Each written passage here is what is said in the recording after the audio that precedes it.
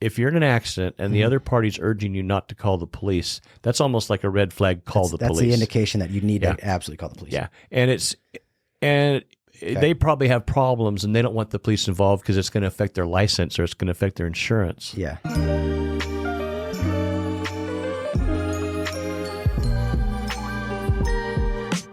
Brandon Ducharme is an investment advisor representative of and offers investment advisory services through SCF Investment Advisors Incorporated, an SEC registered investment advisor, 10150 Meanly Drive, first floor, San Diego, California, 92131, 800-955-2517, www.scfsecurities.com. SCF Investment Advisors Incorporated and Ducharme Wealth Management are separate entities. The information in this podcast is current at the time of recording. It is based upon sources and data believed to be accurate and reliable. The information, opinions, and forward-looking statements expressed herein are subject to change without notice. Moreover, all comments and opinions voiced herein are for informational and entertainment purposes only and are not intended to provide specific advice or recommendations and should not be interpreted as such. Further, the opinions expressed are Brandon Ducharme's and his guests and do not reflect the views and opinions of SCF Investment Advisors or any of its affiliates. Investing involves risk, including possible loss of principal. No strategy assures success or protects against loss. To determine what is appropriate for you, consult your financial professional. This information is not intended to be a substitute for specific individualized tax or legal advice. Ducharme Wealth Management and SCF Investment Advisors do not provide legal or tax advice. These services are provided by separate entities. The guest speakers featured in this podcast are not affiliated with SCF Investment Advisors, nor are they affiliated with Ducharme Wealth Management unless otherwise indicated.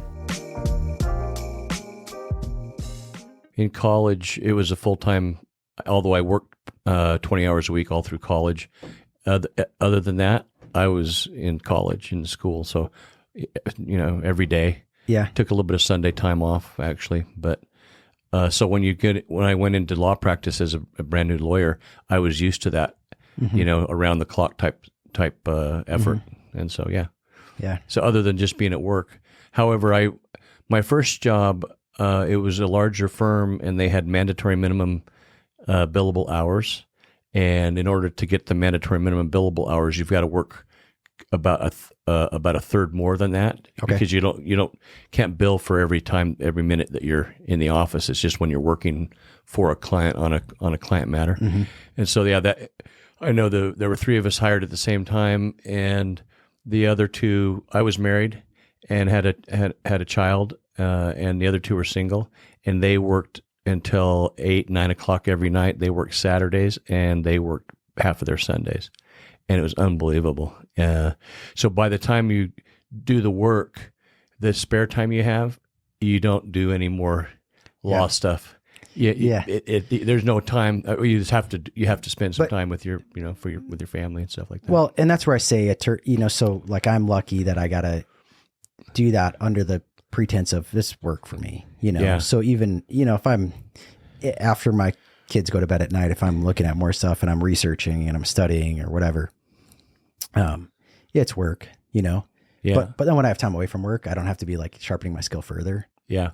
And that's why I say it's a really tough mandate, because think of all the hours those attorneys put in to be good attorneys. Yeah. So then it becomes challenging to like, how are you going to really stand up and measure up to being your own attorney? Mm-hmm.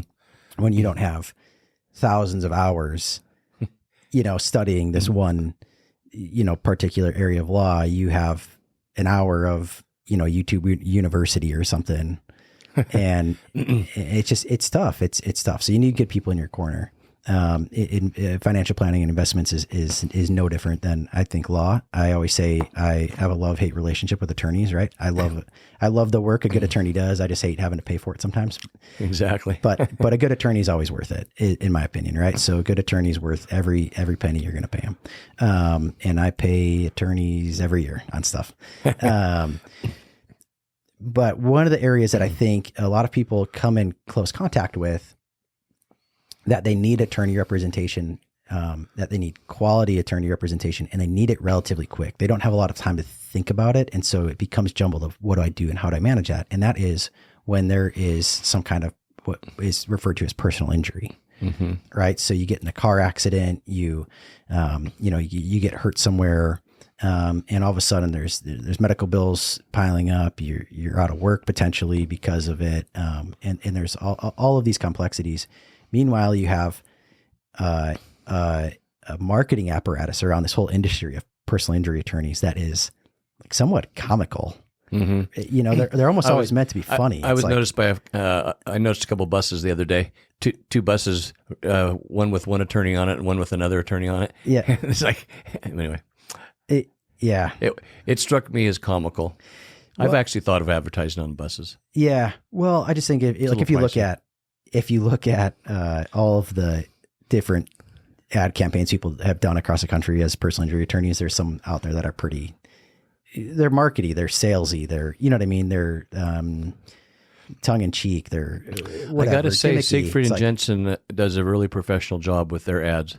Okay. Out of all the personal injury attorneys, the ads that I've seen, they do a really good job, and they've done it consistently that way for years. Yeah.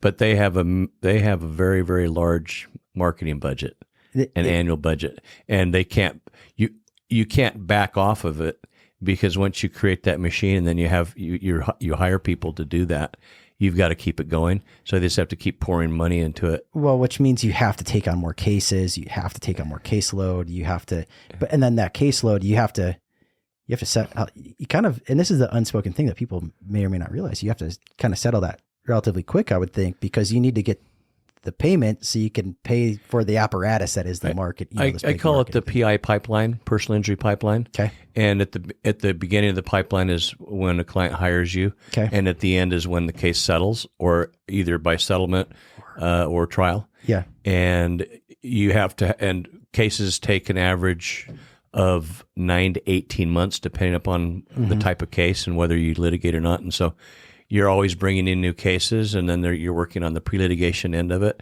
On those that you file a lawsuit, you're working on litigation, and you bring in so many a month and you settle so many a month, and that's the PI pipeline.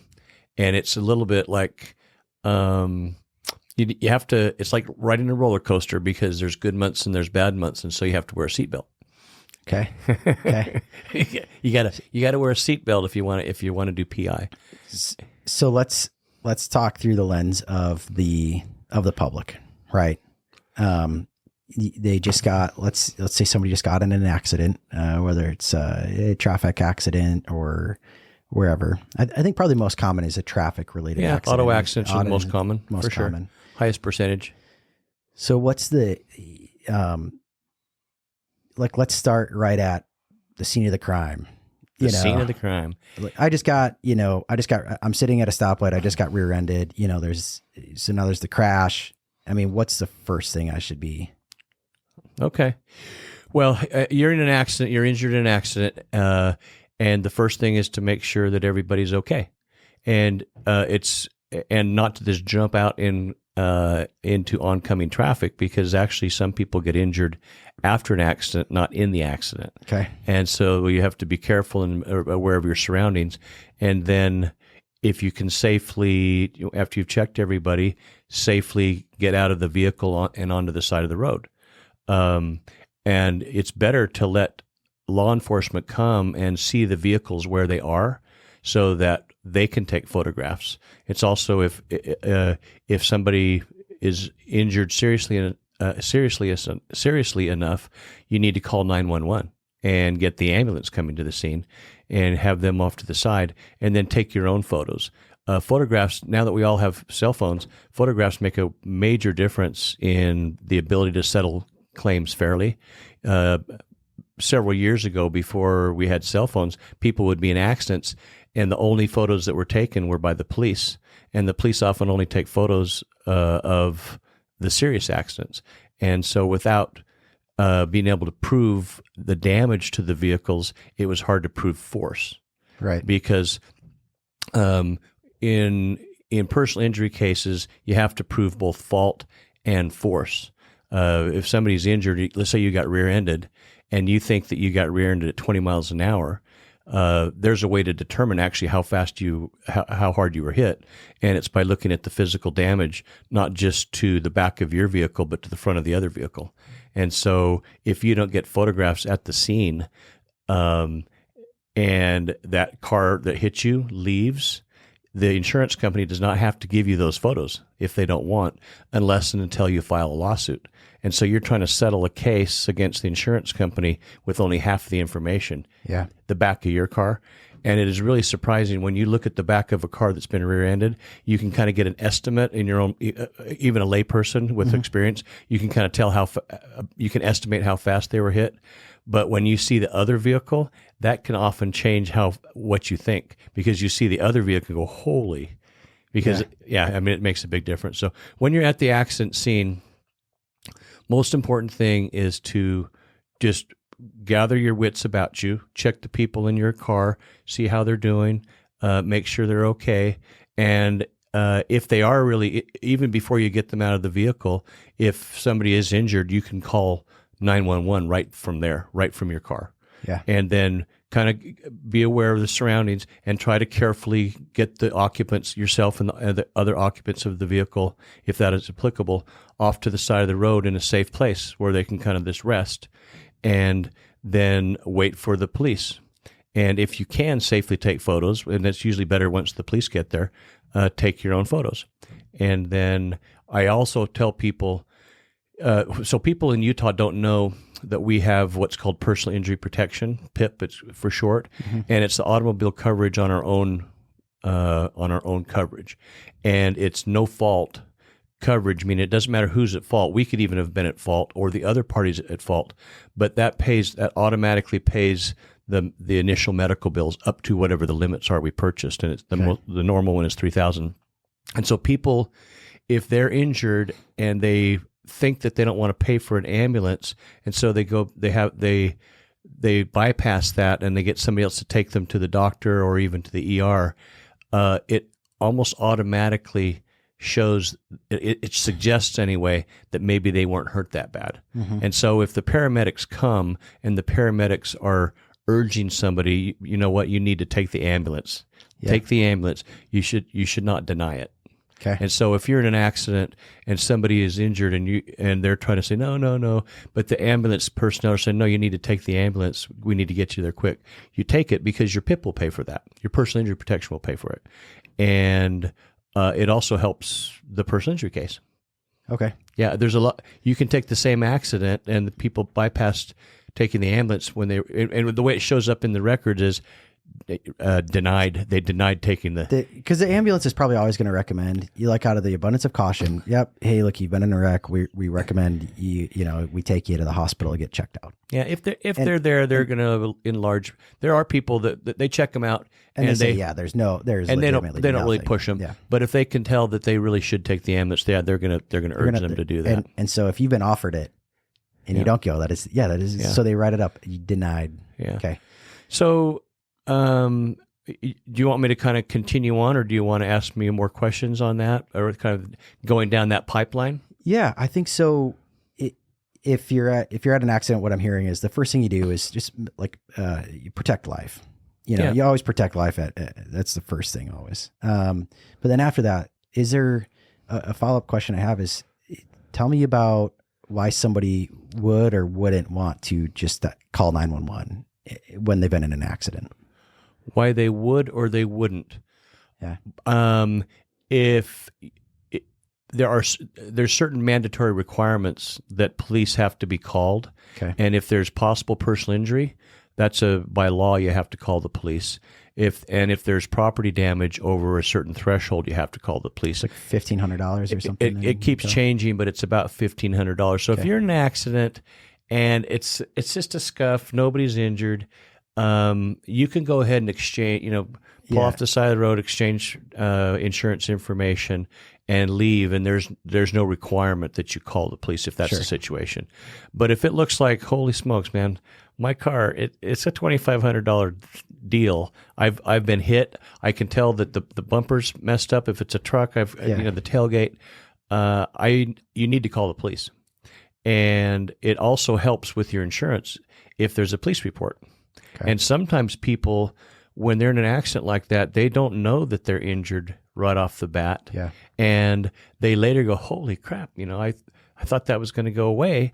But the pain and the symptoms linger, and so then they finally go see a doctor, and then they think they want to make a claim, and they turn out that they want to make a claim, but there's no police report, and there's no witnesses, and that makes it more difficult to successfully pursue a claim.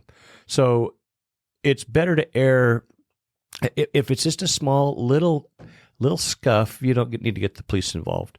But if it's potential injury or obvious damage, you need to get the police involved. And that's always going to work out better. And it's too bad to say that because the police have a lot of things that they need to attend to, but that is really one of their duties, and that's traffic safety. So even if you got in an accident, you get out, everyone kind of feels okay, and then, some big shot in the, car that hit you gets out and says, I'll just give you $5,000 cash right now or whatever, and we just, go our ways. You still would go, hey, we still have to call the police. Hold on. You're much better you calling. cannot do that. You're much better calling the police. I've represented a number of clients who the person at fault was urging them not to get the police involved, and that we don't need to call the police. You don't need to go to the hospital. Let me take care of this, take care of that. Actually, one was a truck hit a girl on one of those e-scooters. Over by Harmon's, and knocked her down and talked her into not calling the police and talked her into not getting the ambulance. In fact, he gave her a ride back to where she lived. Oh, wow. And the only way we tracked that guy down is there happened to have been surveillance footage from the Maverick that caught it. And we also had somehow a lady came saw it and contacted her. I have to. That's been a few years since, but anyway, whenever somebody tries to, if you're in an accident and the other party's urging you not to call the police, that's almost like a red flag. Call the police. That's the indication that you need to absolutely call the police. Yeah, and they probably have problems and they don't want the police involved because it's going to affect their license or it's going to affect their insurance. Yeah, but once it happened, it happened. Yeah, so you can't undo it. I would err on the side of calling 911. Okay. Really? Right. Yeah, for sure. So you call 911. If the ambulance is offered, take the ambulance. If you're in the state of Utah and, have PIP coverage. So I think an ancillary bullet point there is you're probably advocating, make sure that you have, quality insurance coverage and visit that with your insurance agent. Make sure that you're. I absolutely believe in that. I believe that all of us should have, we're all required to have insurance, but we should also visit with our insurance agent and go over our coverages. Okay. And consider increasing the limits because the cost of increasing the limits on each of the parts of coverage isn't that much more, a couple bucks. And for example, personal injury protection. Well, in Utah and most states, there's a mandatory minimum. Okay. We're required to have insurance, and insurance companies are required to give us a mandatory minimum. And in PIP, it's personal injury protection. It's $3,000 for medical. Okay. But you can, for just a little bit, raise that to $5,000. You can raise that to $10,000, and you have much better coverage. A good financial planning principle that might align with that is if you look at your health insurance plan and you pull out, and if you have a max out of pocket number, right? So like on my health insurance coverage, personally, I can tell you that my max out of pocket is $3,000 a year.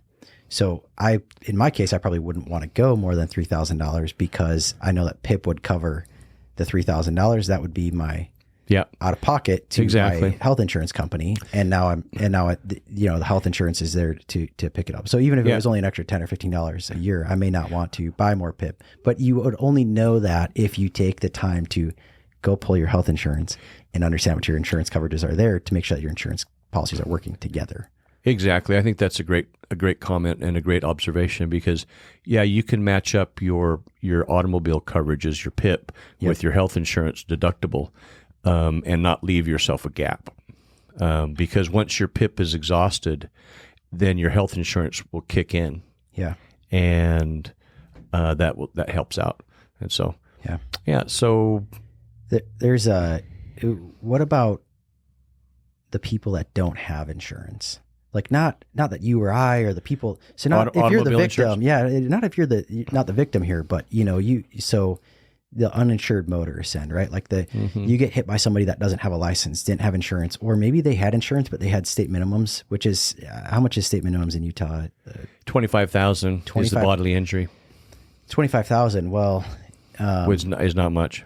Especially if you end up in, I had a friend. If you take the ambulance, you go to the hospital and it's more than chiropractic care and you've injured a disc or something like that, then you're going to like a disc bulge and perhaps need injections or surgery. You're definitely going to go way over that. Yeah. So I can speak to that. Yeah. What does that situation look like when they don't have enough insurance essentially to cover your bills? Cause you got to have, there's the liability piece. So if they only have 25,000 of coverage for, property, you know what I mean? Mm-hmm. Yeah. And you're driving $100,000 car. Yeah. So basically, it ties into the insurance. So there's about, the statistics change, but what I recently read, and it's been this way for years, is you can assume about 20% of the people on the road are not insured, and a good portion are underinsured. And so if you're injured if you're in an automobile accident and the other person is at fault and they don't have insurance, then for your property damage, you just use your own property damage, and they'll cover the property damage minus your deductible, Mm-hmm. and they can go after that person to get the deductible. The insurance company will go after them to get the deductible back. Right. And so, but if you are in an accident and you are injured, can we admit though for a second that if somebody doesn't have insurance, they typily don't have assets that also pay for or sue them for? Yeah. Yeah. So typically people that have nothing to lose. Yeah. So, well, it is a crime, and it becomes much more expensive if they're in an accident and they didn't have insurance. Then when they do get insurance, it's going to be so that problem just perpetuates itself, and it also becomes more difficult for them to maintain their license. And so there are consequences if they have one to begin with. If they have one to begin with, yeah. So. But the real concern when you're in an accident and you're injured by somebody who's not insured is more for yourself and whoever's in your car that's injured, not so much about that person. Mm-hmm. And that's why we have uninsured motorist coverage. That's exactly what it's for, uninsured motorists. And so you have to consider, and that what uninsured does it literally steps into the shoes of that person that was at fault and pays just as if he or she had insurance up to the limits. And so that's why it's important to visit with our insurance agent and increase those limits. So we want to consider increasing our personal injury protection limits. We should probably consider increasing our.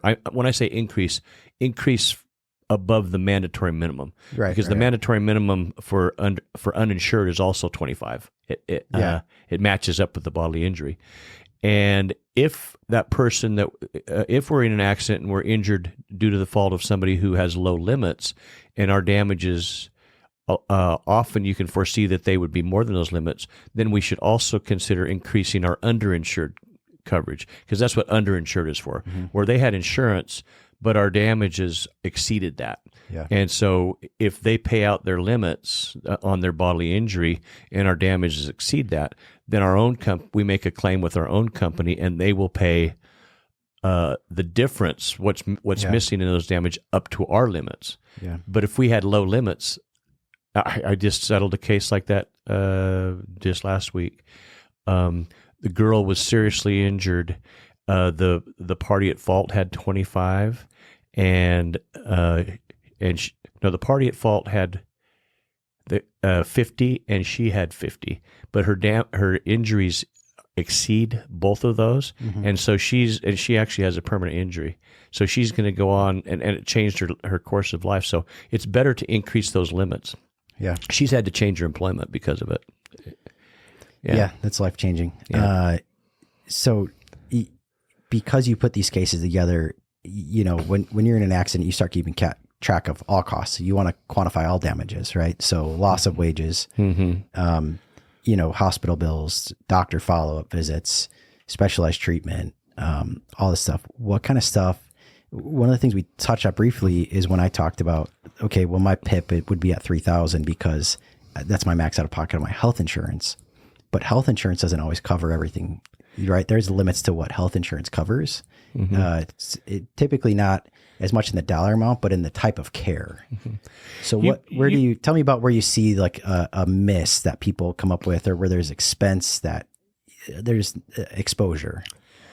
Well, I'd have to talk to you a little bit more and think about that on what you said about the deductible and the PIP, because not deductible, max out of pocket. the max out of pocket. Yeah. Okay, the max out of pocket. Yeah. So, so what's your question again? Where's the miss or what? Yeah, people... so the one that I'm thinking of, like as an example would be like if somebody, I'll share maybe as an example. I had a friend a couple of years ago that got in a motorcycle accident, broke his hips in half, was in a nursing home for a couple months at 32 years old. That is, being in the care. Was it his fault? No, somebody pulled out in front of him while he was riding his motorcycle at 60 miles an hour, and they pulled out right in front of him. He hit him directly at 60 miles an hour, T-bone. Actually, he's fortunate. He's very. Was he wearing a helmet? Yes, he was wearing a helmet. He was wearing all his body, protective stuff, and people literally thought he was dead. They thought it was a Toyota Prius. And I've seen the photos, and you would think that Prius got hit by a full size truck. It was, the damage was. Was that on Sunset? This was actually out east. Oh, okay, yeah. But it was a horrific accident and a horrific recovery for him, and he's got issues all over his body. And he does okay now, but he was in a care facility for like a long time. So, health insurance doesn't always pick that up if you need specialized, skilled care. I know for our older clients that are retirees, and you start looking at, Medicare coverage or what's that going to do, Medicaid. Where does somebody pick up skilled, care? And that's typically through a long-term care insurance policy, not through your health insurance. So if somebody's in a bad enough accident that they have these other specialized care, is that a gap that sometimes people have that you would in their health insurance, that they would be relying on the auto insurance to cover that portion of the bills? Yeah. Does that make more sense? I mean, when people are injured and they have injuries, there's different type of insurances that are out there and they're available that you've alluded to. Long-term care is one. Disability insurance is another. Yeah. Coverages through your work. What automobile insurance is really meant to cover as far as an injury goes, and the only coverages that are really available to put on it is bodily injury. Yeah. And that's on the policy of the person at fault. Right. And our own underinsured. And so the only thing that we can do is increase the limits as far as we are comfortable with. The uninsured, the underinsured, underinsured, and uninsured. Yeah, there's really just those categories. Yeah. So if the person is not insured at all, that's when our uninsured comes in, and that plays the role of if they had bodily injury. Our underinsured is if they don't have enough coverage, and so the only way we can protect ourselves, given what you were just talking about, is to increase our coverages. Yeah. If we're at fault, then that's a very difficult thing. All we have there, if we're at fault, is PIP. Yeah. And then our long-term care, whatever your other insurances are. Yeah. It's just like, yeah. So, yeah. If we're injured in an accident, we're better off if the other party's at fault. Well, yeah. Yeah, for sure. Nothing worse than being at fault yourself. Yeah, well, that's the idea there is it's more manageable. It's much more manageable. You can control your controllables. Yeah. So one of the most common questions though that people ask us is with these different coverages and accidents, why don't I just handle it myself? Why do I have to pay an attorney a third? I could just do it myself and keep that third. Yeah, because isn't the insurance company just going to pay me the same as they offer the attorney? Why does he have to take that off the top? And that's a very common misperception with people that are involved in personal injury claims. It's actually not true at all. The statistical fact is that virtually without exception, anyone injured in an accident due to the fault of another is always going to end up with more net dollars in their pocket with an attorney than without.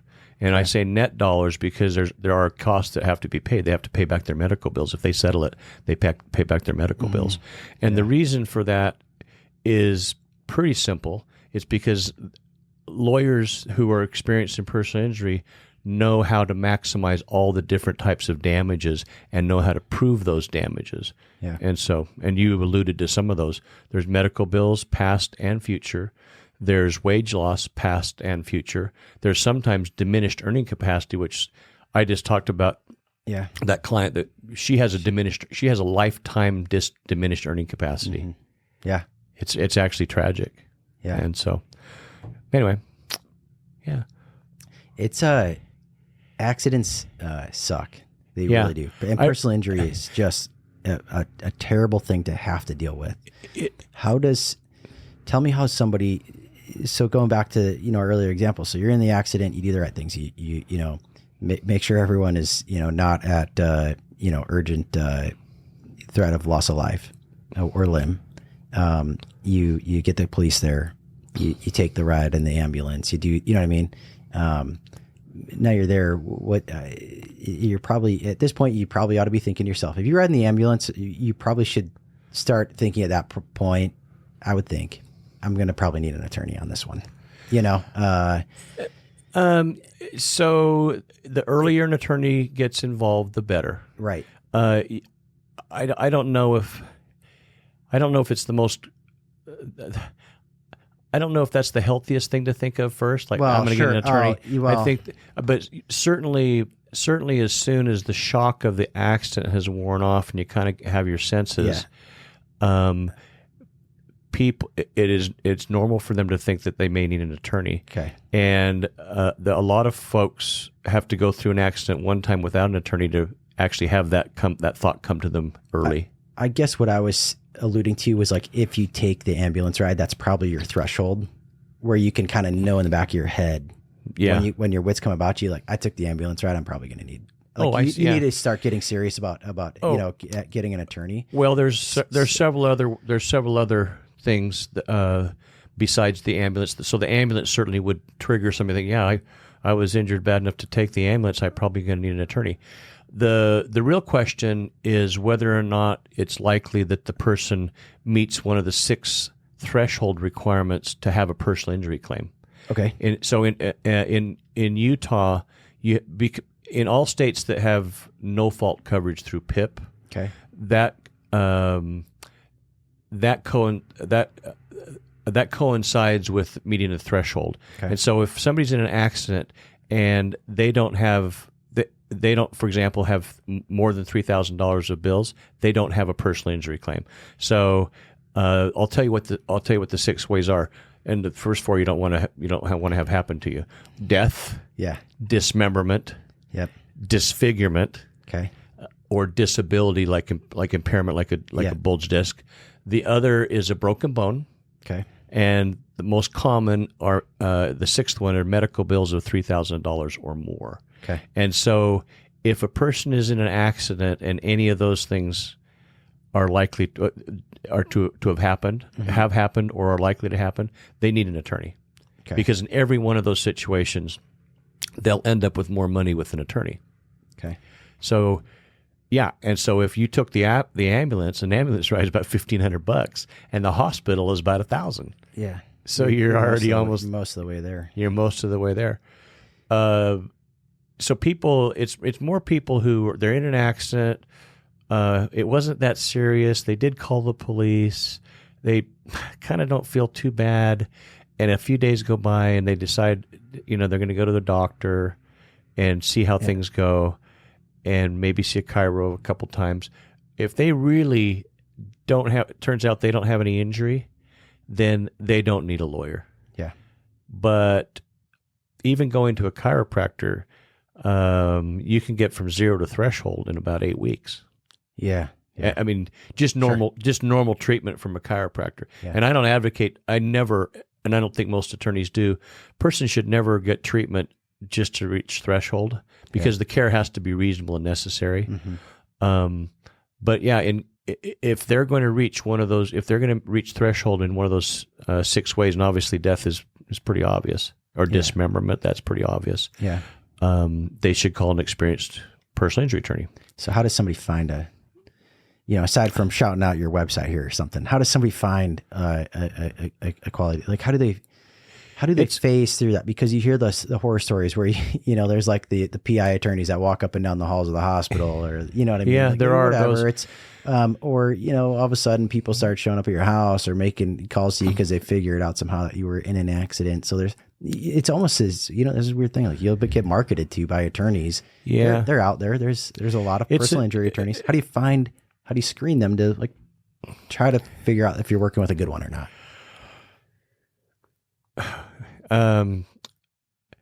There's a number of thoughts that come to mind. What I was going to say is the very first time you speak to that attorney, yep. If there's anything that they tell you that is not true, then run the other way. Okay. And I'm not a big believer in attorneys making direct contact. It's been against the rules of ethics for years, up until just a couple of years ago. The Utah Supreme Court changed our rules to allow direct contact now, which is surprising. Yeah. But it used to be because doing personal injury work for people is a lucrative line of work for attorneys. It's a very competitive market. And it is true that those that pour a lot of money into their advertising budget do get a lion's share of the cases. Just because they're known, but quantity doesn't mean quality. Quantity right? doesn't mean quality. So quality really, I think, comes more from referrals and references. People who have worked with that attorney, who know that attorney, and others. And so when people are injured in an accident, most of them are not going to. They're going to talk and they're going to ask people who they know and who they've worked with, or if they know of cases that they've done, and that's really the best way. Otherwise, they're just going to go with who they've heard of the most, and they won't know until they get there. And what I tell people is, and I believe it's true. But they would have to speak for themselves. Sometimes the more you advertise, it's like this pipeline. It becomes almost like a conveyor belt. Yeah. It becomes like a conveyor belt, and it's all about getting them in and getting them done, getting them in, getting them done, and settling them, and versus actually taking the time and effort to maximize the value of every single case for every single client, and knowing those clients. And so. Sure. I have talked to a number of clients over the years who have previously been at some of the larger firms. I'm not talking about down here. I'm talking about up north. Yeah, sure. Where they just felt like a number. Yeah. And they never really met the lawyer. Yeah. And they just worked with, the legal assistant or the paralegal. And it's because they just were kind of churning it and getting it done.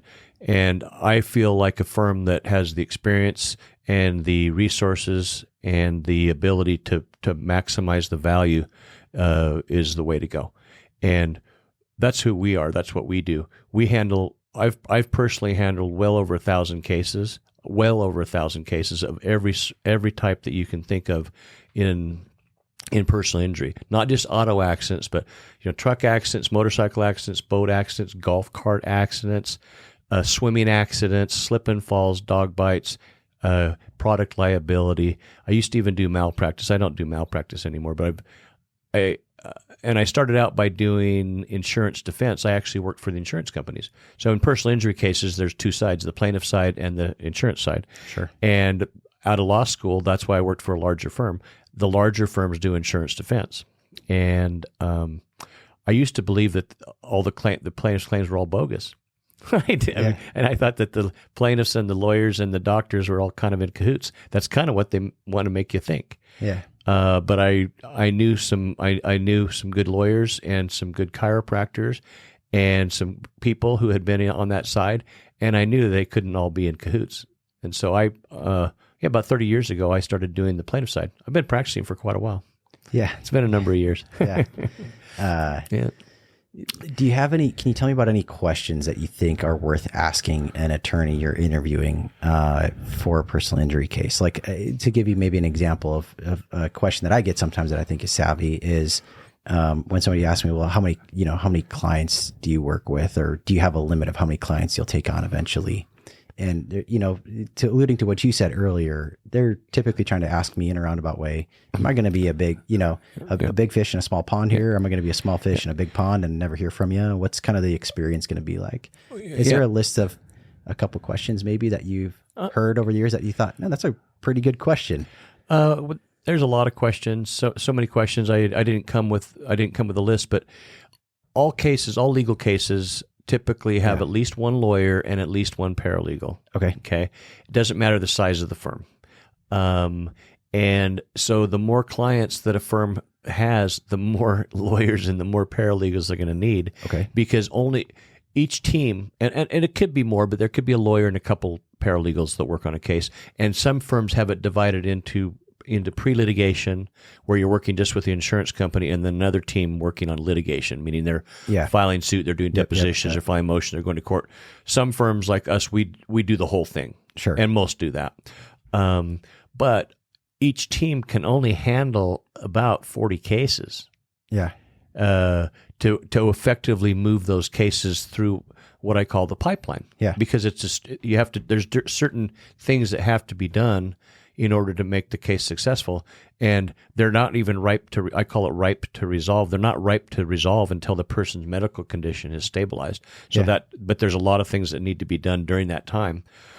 So I tell people, as far as the number of clients, there needs to be not too many clients for that team to handle, or they need to have a larger group. And actually, we've traditionally kept right in that range, what I call it's a sweet spot, where cases can be done effectively and efficiently, so they're resolved. Personally, people always ask me, how long and how much? Those are the two most common questions. Yeah. How long and how much? And you hate to say that it depends, but it does depend, and it depends on really the same thing. It depends upon how badly they were injured and when they recover. And again, it's how long means, well, how long is it going to take for you to get the reasonable and necessary medical treatment so that you're either completely whole, the way you were before the accident, or you're as good as you're going to get. And now you have, the doctors can tell us what the future holds for you because you have some lingering permanent injuries. Yeah. And so the case is not ready to even start to try to resolve until you're at that point. And that's often 6-9 months. After an auto accident of treatment. And then usually about three or 4 months after that, because you have to put the demand together and you have to negotiate. And about 2/3 of the cases that we have, and I think this is typical of a lot of firms, we can settle just by going through that process and working with the insurance adjuster. About 1/3 of the cases that we have, and I think this is also similar to other firms, we file a lawsuit. And we don't just willy-nilly file a lawsuit, because when you file a lawsuit, that adds another 12 months to the case, and it adds cost. But we do it because we believe that's necessary to increase the value of the case, to actually maximize how much the client will get.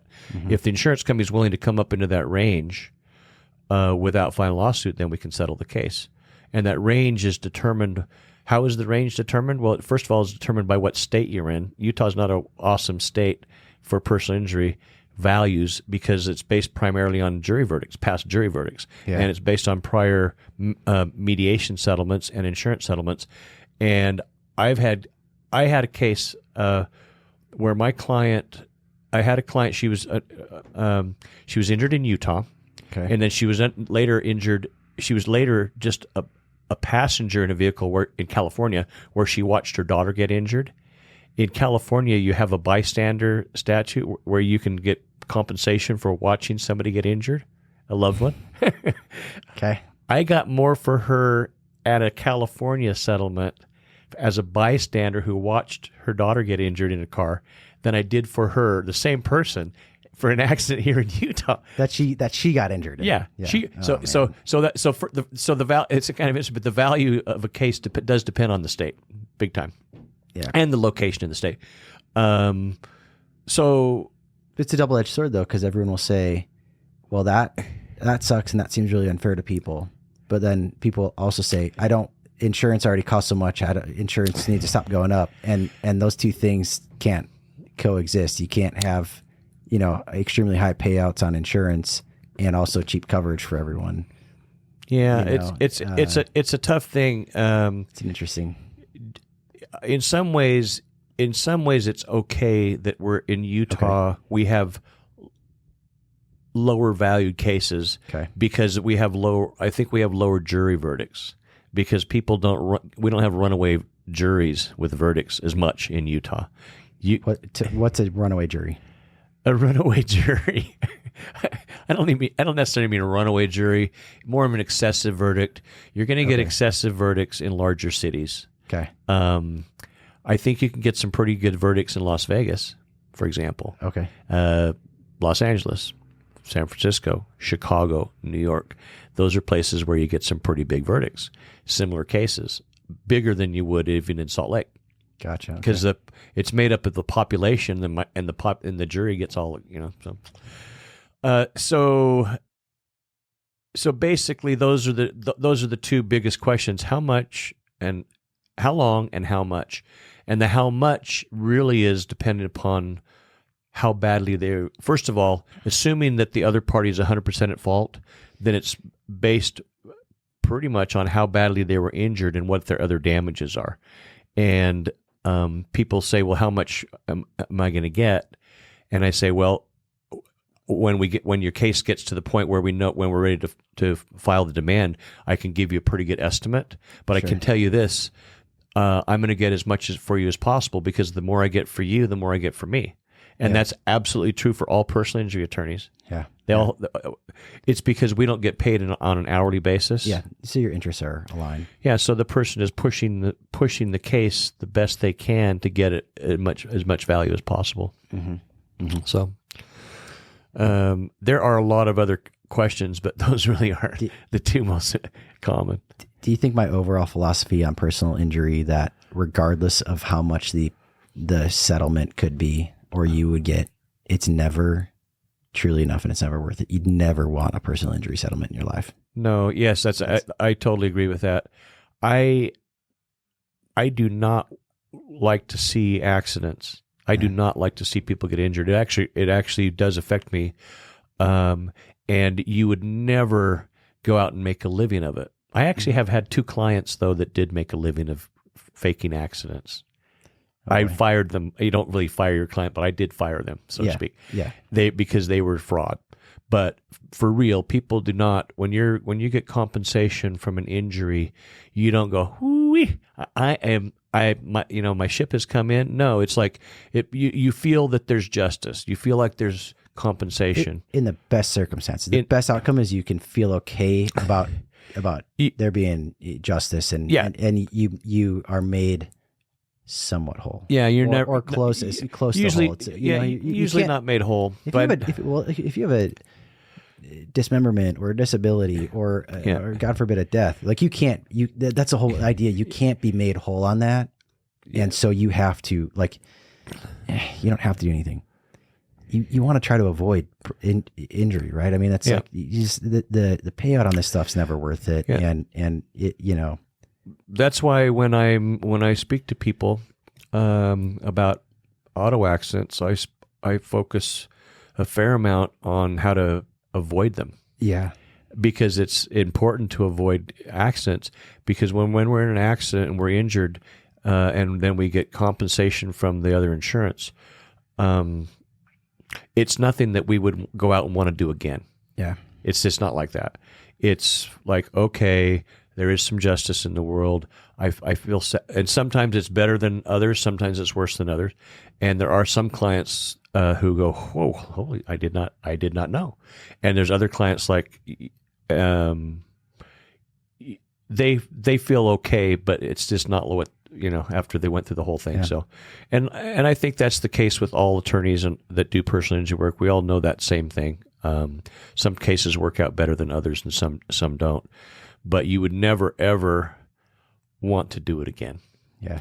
But the only thing that you want to do, that people are in a second accident or subsequent, who are injured in a subsequent accident, want to do differently, is if they didn't have an attorney an experienced personal injury the first time, they're definitely going to want one the next time, because they did learn the hard way. Yeah. Because most people who hire us who try to do it on their own. There's a lot of people who are injured in accidents. It's very common who they try to work it out themselves, and especially in Utah, because we think we should just be good people, treat people good. I'll be straight. I'll work with the insurance company, but after a time, they get the sense that the insurance company, even though they say nice things, they're actually just trying to get them to accept a check and sign a release. Yeah.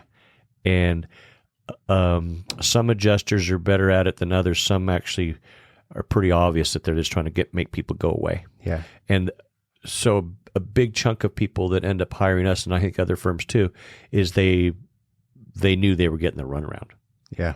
Yeah. And sometimes it's with their property damage. It's often with their property damage. Yeah. That starts it off. So I think the last kind of thought I'm having is that, and is interested to see if you agree with this. The day you get your settlement is that is the beginning of your future problems. Right? You mean the person that got the settlement? Yeah, yeah. Well, the day you get that money, because here's the thing is this is the way I think about it. The insurance adjusters, the attorneys, everyone's gone through this, and they said, okay, what is all the bills and what's all the loss of earnings and all this stuff. So you have to, and they just give you a big check. Here's a couple $100,000, Mr. Person that's never had more than $10,000 in your bank account. What do you do with it? Yeah. How do you got to make sure stuff's paid, sure, and hopefully good attorneys probably help make sure that stuff gets paid and taken care of. But then you end up with, okay, well, I have degraded earnings, so I have this big check. How do you go out and make sure that you actually turn that into a paycheck the right way and not just spend it or have?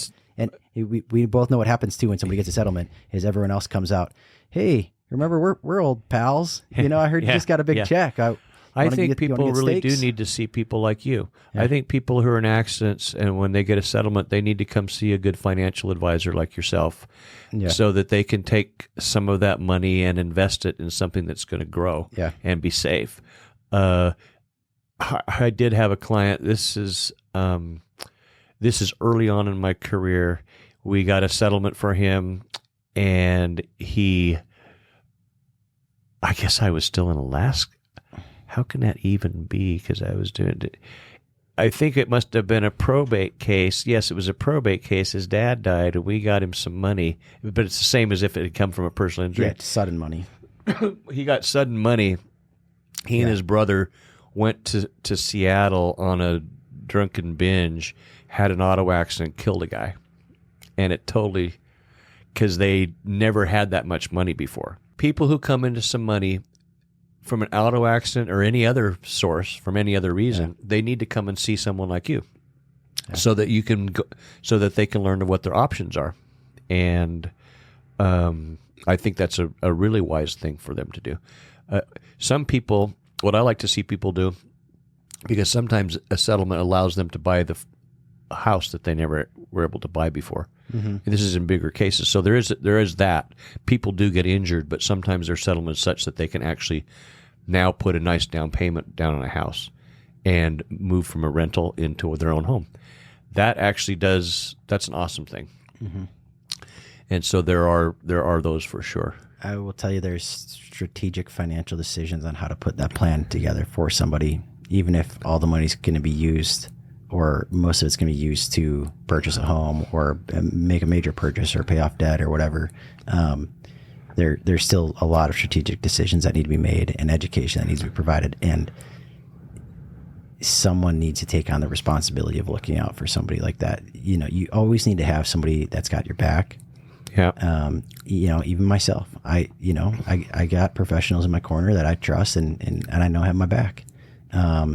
And so everyone's got blind spots and, get some help. So, anyways, we're going long and probably people are probably tired of us talking about getting hurt and, getting money from insurance companies. It's like, I think if there's probably something more boring than talking about insurance, it's how to get money from the insurance companies. You don't think about it till it happens. That's for sure. You don't think about it till it happens. And, hopefully if it happens to someone now, they're a little bit savvier on what to do and how to handle that situation because it sucks. And so hopefully they get something out of this and it makes the process a little bit smoother for them. So I appreciate you taking some time out of your day. I know attorney's time is always limited in scope. So appreciate that you were generous enough to come and chat about it. Well, thank you, Brandon. I've appreciated it. Yeah, and I appreciate your friendship too. Yeah, absolutely.